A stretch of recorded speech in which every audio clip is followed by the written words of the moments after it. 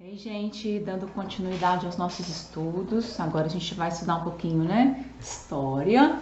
A gente vai continuar no módulo 3, continuação aí do capítulo 6. O nosso assunto agora é o Brasil republicano, tá? As páginas vão ser das páginas 251 a 260, tá bom? Bom, começando aí, logo no início a gente vai falar um pouquinho sobre como foi o Brasil republicano. Então, vocês vão relembrar algumas coisas que nós já falamos nos capítulos anteriores, tá? E a gente vai relembrar aqui que os principais compromissos do governo republicano era a elaboração de uma nova constituição para o país, tá? E a realização das eleições para presidente. Então, a primeira constituição republicana, ela foi aprovada em 1891. Então, nela foi extinto o poder moderador e foi mantida a separação entre os três poderes, que é o executivo, o legislativo e o judiciário. Então, o presidente da República ele deveria ser eleito pelo voto direto por apenas homens alfabetizados maiores de 21 anos que podiam votar. Então, o que aconteceu? A gente vai falar um pouquinho sobre o predomínio de São Paulo e Minas Gerais nesse período. O período de cerca de 35 anos após a proclamação da República foi chamado de Primeira República. Nesse período vigorou a chamada política do café com leite. O que era essa política do café com leite? Ela era uma aliança entre os estados de São Paulo e Minas Gerais para dominar a política brasileira, tá?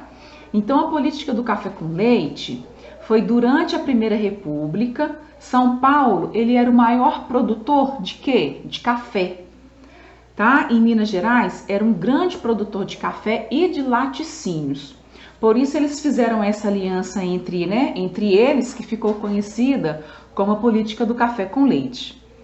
Então, dessa maneira, a dominação política desses estados garantia que o governo federal concedesse alguns privilégios aos cafeicultores sem levar em conta os outros grupos, tá? Então, os outros grupos eram meio que menosprezados e só eram privilegiados aí os cafeicultores. Então, olha só. Nós temos nessa charge aí que vocês estão observando no finalzinho da página, tá? Essa charge aí, ela tá fazendo uma crítica, né? O predomínio dos estados de São Paulo e Minas Gerais na política brasileira durante a Primeira República. Então, o que significa? Ela tá relacionada aí à política do café com leite.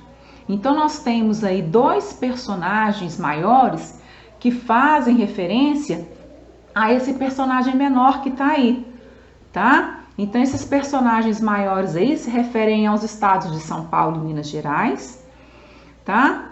E são os dois estados que se revezam no poder, encontrando-se e bloqueando a entrada do novo governo. Então, enquanto representantes dos outros estados tentam se aproximar. Então, eles estão em pé bem na porta aí, bloqueando a entrada de qualquer pessoa que se aproxime, tá? Então, o que aconteceu?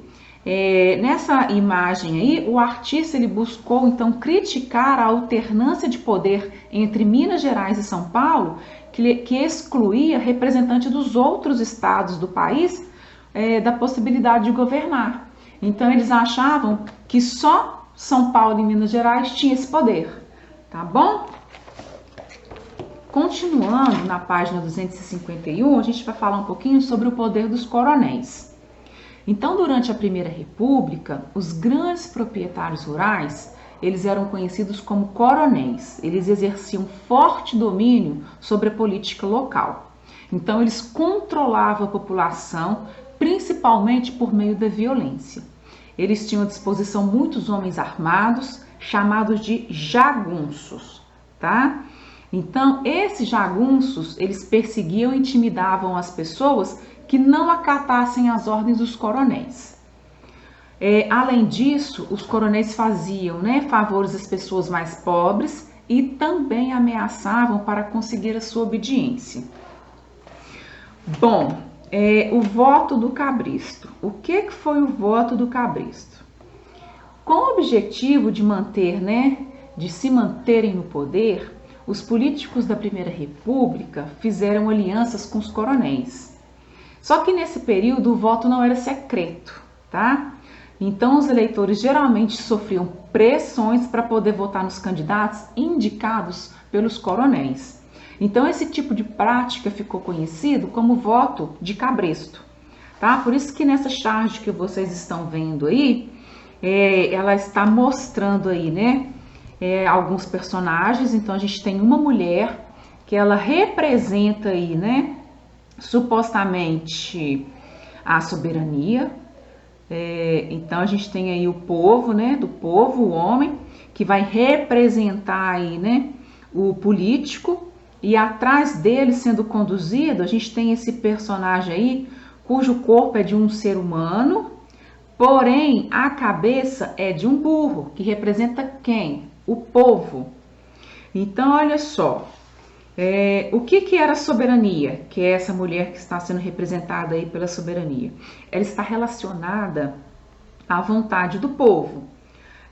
Nesse caso da charge aí, a gente pode ver que a soberania popular perde o seu efeito, uma vez que ela está subordinada ao domínio de quem? Dos coronéis, que está sendo representado por esse homem aí que está sendo representado como político. Entenderam? Então, eles estão conduzindo aí, os coronéis estão conduzindo aí o povo, tá? Que está no corpo aí do ser humano, com a cabeça do animal, para quê? Para votar, tá? Então, esse era o voto de cabresto naquela época, tá bom? Pediu para vocês na questão número 1 descrever os personagens da charge, o que cada um deles representa. Acabou que eu já fui falando aqui, explicando a charge, já falando para vocês. E por que o eleitor ele é representado dessa maneira. Eu também já falei um pouquinho para vocês que ele está sendo representado aí dessa maneira para simbolizar a falta de autonomia que o povo não tinha naquele momento. Então, o burro pode ser facilmente conduzido aí conforme a vontade do seu dono e não teria capacidade de escolher as suas próprias decisões, tá? Então, é isso que a charge vem representar aí. Bom, na página 253, acho interessante vocês fazerem a leitura, votando com autonomia. Ela fala um pouquinho sobre essa questão do voto ser secreto, tá? De vocês terem um voto consciente, de fazer as escolhas corretas. Acho importante vocês já lerem, até mesmo para vocês já irem se familiarizando com esse tipo de assunto, que é o voto. Então, vocês vão ler esse texto para mim e responder as questões A e B no caderno, tá bom? Bom, dando continuidade aí, a gente vai falar agora na página 254 sobre a Guerra de Canudos. O que foi a Guerra de Canudos? Então, como que foi acontecendo? A implantação do regime republicano, ela alterou pouquíssimas condições de miséria em que vivia a maior parte da população no campo. Então, naquela época, os grandes proprietários rurais, eles exploravam a mão de obra dos camponeses, que eram pobres, os quais não tinham nenhuma garantia de direito. Então, por exemplo, na Bahia, essa situação acabou dando origem a um grande conflito que ficou conhecido como a Guerra de Canudos.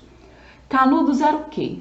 Canudos era uma comunidade formada por camponeses pobres que seguiam um líder religioso chamado de Antônio Conselheiro. Então, os moradores dessa comunidade, eles passaram a trabalhar coletivamente e dividiam entre as famílias os produtos que eram cultivados.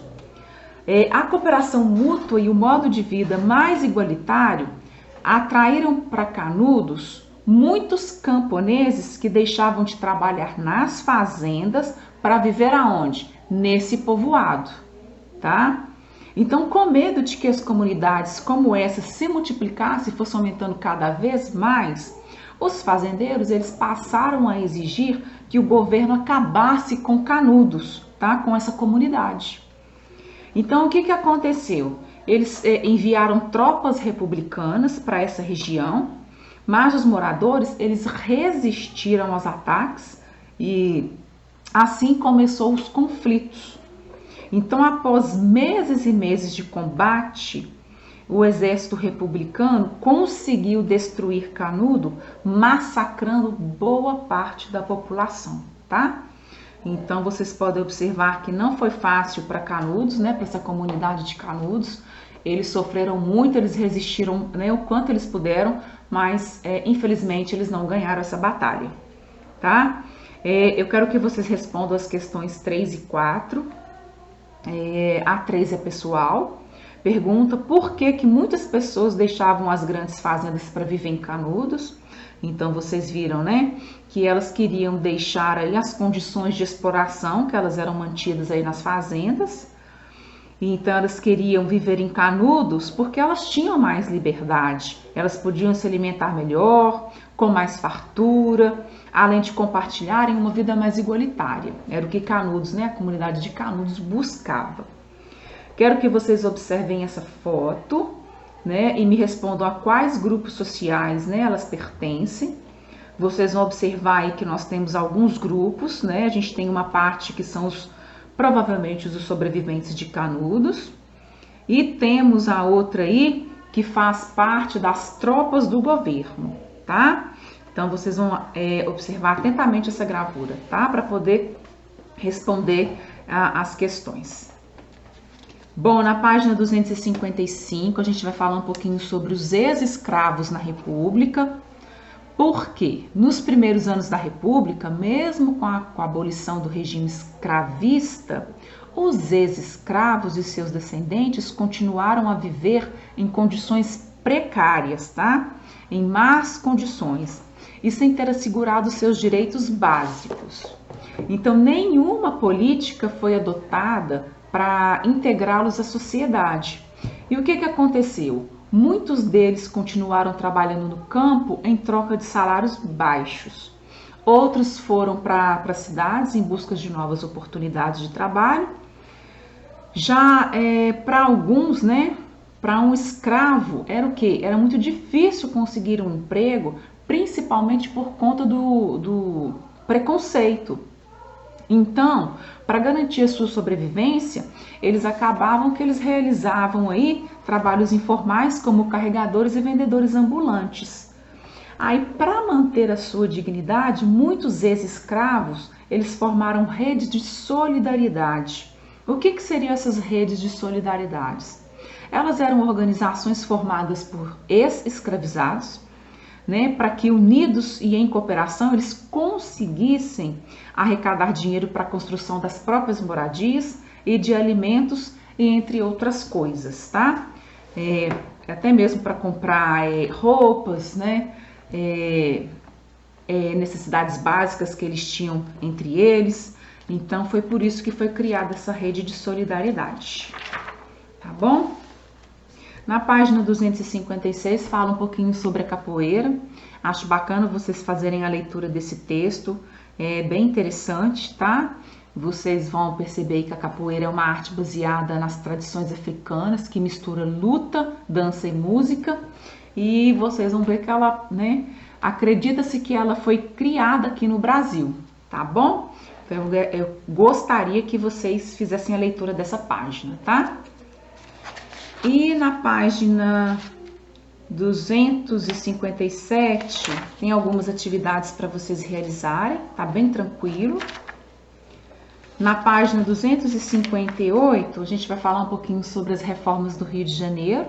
Então vocês vão observar aí essas duas imagens, tá? A fotografia de 1900 com a fotografia de 1906, após algumas reformas.